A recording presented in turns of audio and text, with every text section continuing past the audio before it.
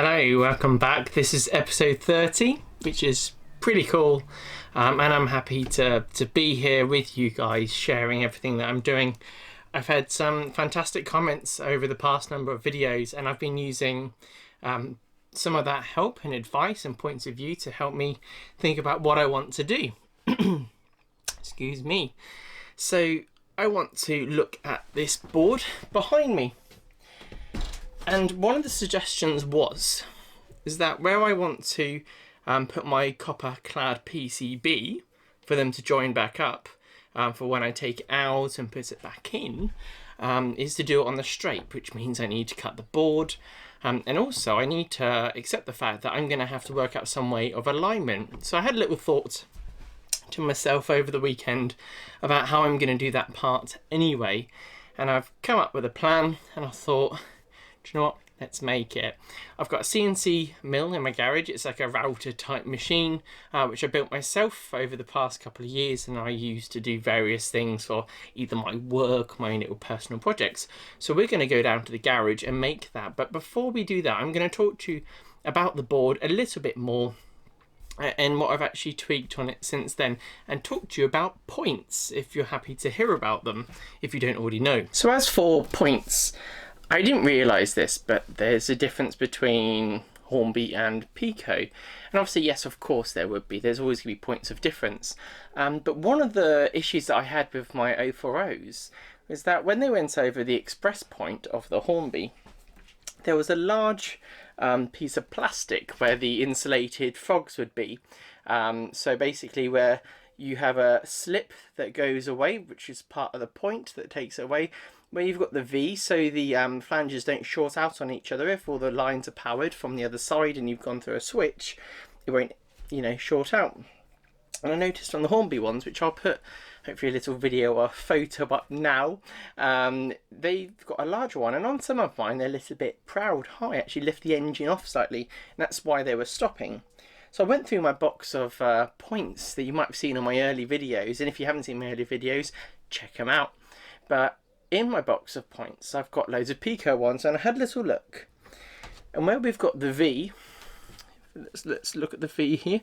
Probably not the best. We'll insert a video here. That V of plastic is tiny on these, and I was kind of like, well, that's what I need. So that should allow the engines to run over them a bit easier, or easily. So yeah, I popped into the loft on a Sunday afternoon, because it was something that was on my mind. And also that double slip bit, my dad explained to me we're going to have the point motors in there, because all of it's live, and it will make everything else that's connected to it live. So you'd have to connect it from the center and then insulate all the others, and then you have to switch it to the bits that you want through, I guess, some form of electronic switch, which we can talk about another day when I actually understand it. But anyway, these points is what I've changed my system to here. And what we do is I'll show you what I'm up to. I've made a mess of this already, haven't I? Okay, so we've got our lines. Before I had my double slip here, which took us down to here. What I'm going to do is I'm going to do it just all with points. These are all Peco points. You can see that I've only got a small bit of insulation there, in here and here. So that's great. So I'll be able to cross tracks to there. And also I'm going to do the same here, so we can cross over. And what we're going to do is, about where I've got this line, maybe slightly further up, I was kind of having a think about it before, we're going to cut the board going across there, as well as we're going to cut the board going across there. So this lift out section is first of all easier to manage, and the second part is that everything, as I was kindly suggested to by a number of different people on the comments, which is great, is being that these are straight, it will work out easier to get things aligned. I'm going to make some brackets on my machine like I've just talked about. We're going to go and make them. We'll be able to screw them in. I've got some, I think, good ideas to make that all work. And then I'm going to cut some fresh bits of wood to go underneath to act as my bracing. I've measured the gaps 50mm, so I'll put that in, screw down here, and then they will be 3 pieces instead of 1. And then after that we'll have the brackets put on. These end bits will be permanently fixed in, so they'll be solid. and then the center section, that itself will rest on the end pieces. Okay, so we're down into the garage now and we'll go and have a look. So this is my CNC machine. I use it, like I've said, to make various things for myself. So this is simply a piece of 6mm thick aluminium. I go down with a milling cutter, which I use a slot mill, which has got 2 flutes, and I'll run it round at 0.5mm depths each time until I reach what I want to do, and then I do a clean up pass afterwards. On here I've done 3, and then I've done 1 afterwards on another piece of material. I would have had a bit of noise and sound going on with it, but I realised that I recorded in a setting on my camera called SNL or SNQ. I need to check the camera, and that means it records 4 times slower and doesn't have any sound. So I've just thought I'll talk over the top of this and you can watch it going around. I've got a mist of air blasting on it, and the mist is a coolant that's mixed with the air pressure, and it keeps the tool lubricated and cool and stops things jamming up and snapping and stuff like that. And it's held down actually by a kind of effectively like a double-sided tape, but using super glue technique, holding the parts down, so it's quick and easy to throw work down to get made. But maybe on another video I'll talk a bit more about it if you guys are interested. I'm sure this kind of thing might interest some of you but not interest some others, so just let me know in the comments if you liked it. But anyway, back onto me. I've made the parts, we give them a clean up, tap the threads, and we get working. Okay, so in the garage we've made these little plates, and basically what we've got here, let's get in focus. This part will screw to the boards that are fixed, and then this little piece, this little screw, which will be adjustable, so then I can change the height of everything, will mean that any distortion or heat or anything like that and tracks alignment issues that come in place, I can fix that by adjusting this. I've Loctited these in position so they're nice and tight, but I'll be able to give them a little tweak. If you're wondering what I'm going to put this into, so this is an M6 screw, which is kind of 5.93 on its diameter. I've got these wooden inserts which I used to use on my machine when I had a wooden baseboard for doing my machining. It's got a threaded insert in it. I'll do a nice bit of footage for this anyway that you can see. Put a grub screw inside these at a height, so then these bottom out together, and this thread insert, let's put that in there, let's get it in focus. So that's the thread insert, and that's what will be inside the wood. And on the other 2 bits of wood I have some more, so just for strength really, but I'll be able to use M6 screws to hold it all in place and do it up to whatever tightness that I want. So that's all there, hopefully that's in focus for you. So yeah, that will be there, so I'll screw them in place. Once they're screwed in place, I'll then make the hole for this one. So bear with me, I'm going to crack on and make the bits. I've got to cut the board up, cut some strips of wood to go back in place of where the ends will be. I'll put a small gap the width of the saw blade because I'm going to cut down that gap. And yeah, it should be good. I'm looking forward to it. It should be really good. So then it'll be easy to work on. I can then knuckle down and get this part of the layout done. So I'm going to take all the track up, which won't take long. I'm going to crack on. I won't do any speaking. I'm going to do some doing. Maybe I'll do some voiceover if we need to. If not, we'll have some nice music. But before I crack on into it, I was chatting to Dad and asked him what he was doing this weekend, and he was in the back garden or front garden, whichever way it is in the house, working on his G-gauge railway, and he had basically Toby going around, and so he sent me some video of it, which was really nice. I asked him to send him some picture of his running, so I'll put a couple of those clips up now for you to have a little watch of whilst I'm chatting away. But no, it's enjoyable to hear what he's been up to, and I always try and encourage him to get out to play trains, or model railways, or whichever way you like to term it. Anyway, I'll crack on now, and I hope that you enjoy what you see.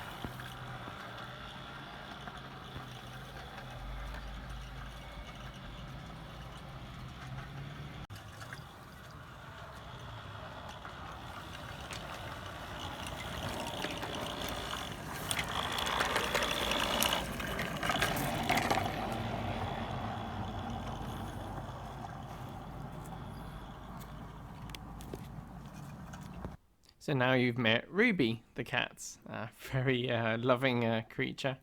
Doesn't mind being bumped around by engines. But anyway, here I thought I'd take a moment to show you what Dad was suggesting to me, which is basically the line with the copper clad bits at the end, which is solid. You have a hole in the middle and you can screw it down, which would be great. But he was talking to me actually about on his American layout that he's building, which is another one of his ventures to take to shows. He wanted it to look nice between the joins.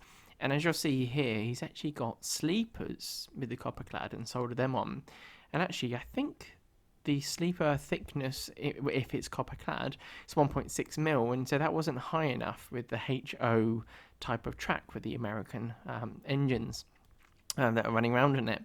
And so what he did was he added 0.5 millimeters underneath it and made these little blocks, so then it looks very realistic compared to the big block. So I'm going to try and do the same thing, not for this video, that will be for another day, but I was thinking I could even make it on my CNC machine and make up all those shapes, because I've got a few to do, and then I can obviously cut the gap in the middle so it's all insulated still from the other side, and that would be just really great, and it will look nice. I can't wait to do it. And so there's still a gap in the middle in between these sleepers to drop the ballast in, so it should look good.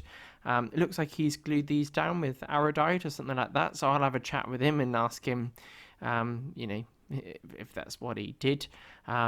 Just gonna take a moment to say I've been asked if he's got a YouTube channel. He hasn't.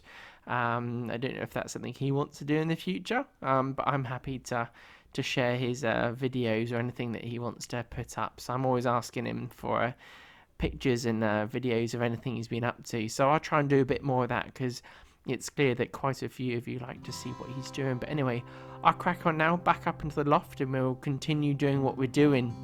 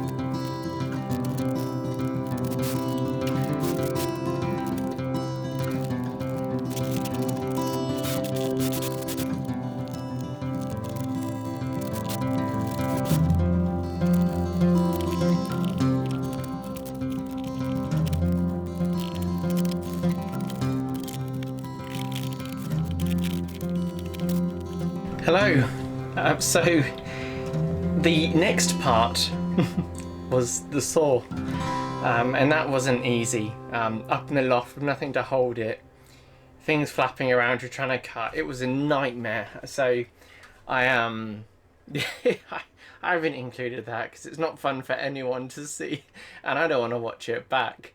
But anyway, I've cut it. It's not a perfect cut.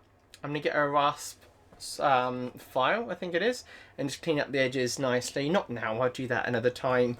I'll reseal the edges with some varnish, but I just want to show you it coming out. So we've got the main section in the middle here. We've got the 4 basically dowel pins or screws on there. It's not moving around, it's pretty solid, the location of all of them. and I'll try and get it out elegantly, but basically a little wiggle and up it comes, okay? And that's now out. So when the guy comes to service the boiler, he comes along, he can do all his work, or he replaces it with a more modern one, because mine's pretty old and not very efficient. Yeah, that's an option. So basically, I'm going to put it back on elegantly and see if I can do it first time, but I'll show you the little bits actually first before we do put it on. I'll just pick you up. So ignore the bad saw, but that's the pin, okay, effectively the pin, and that fits into the pieces that I was talking about. And if I have any need to, I can do a height adjustment by twisting these. There's some Loctite on this, so it's tight, so then I can raise and lower this section. So on a twist I should be able to get it pretty flat. So I've got one there, so I got one there, and one there, and I've got one there. So we'll put that back on, see if I fail at doing this. Let's put it on and see how well it goes.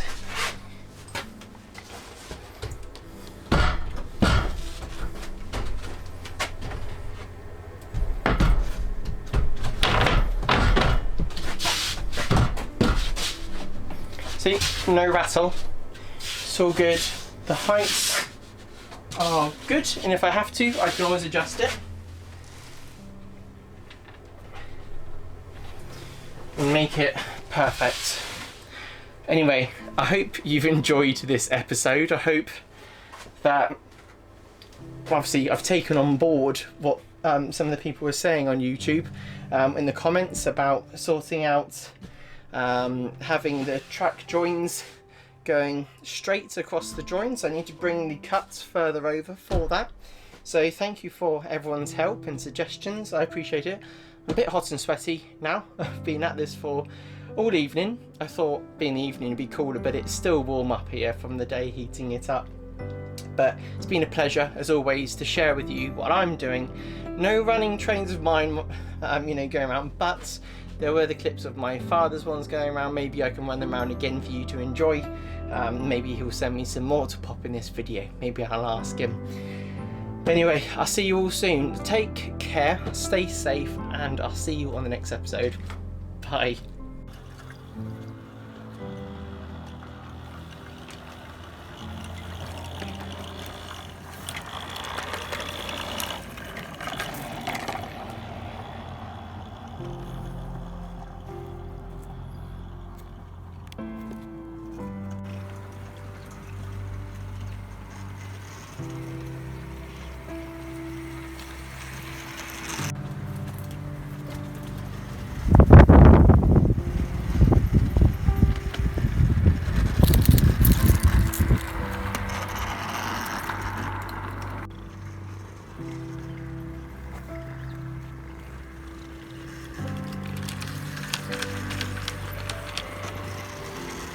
If you've enjoyed what you've seen today and you'd like to see more of what I've been talking about and how I got to this stage, check out some of my other videos, as well as hit subscribe to see future ones.